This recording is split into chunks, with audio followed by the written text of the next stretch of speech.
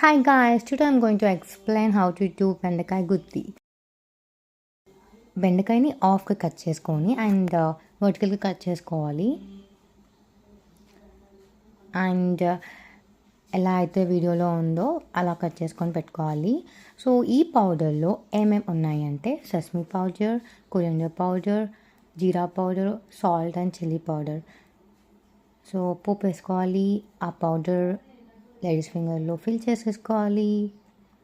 Next ఆ పోపులో వేసేసుకోవాలి.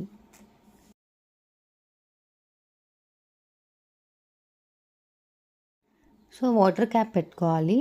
అంటే వాటర్ క్యాప్ అంటే ఏంటి అంటే జస్ట్ క్యాప్ పైన వాటర్ పోసుకోవాలి అంతే, జస్ట్ కింద మాడకుండా.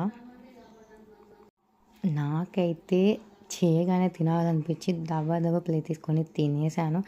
ఎంత బాగుంది అని అంటే నాకు వేడి వేడి అన్నంలో ఇలా నెయ్యి వేసుకొని తింటే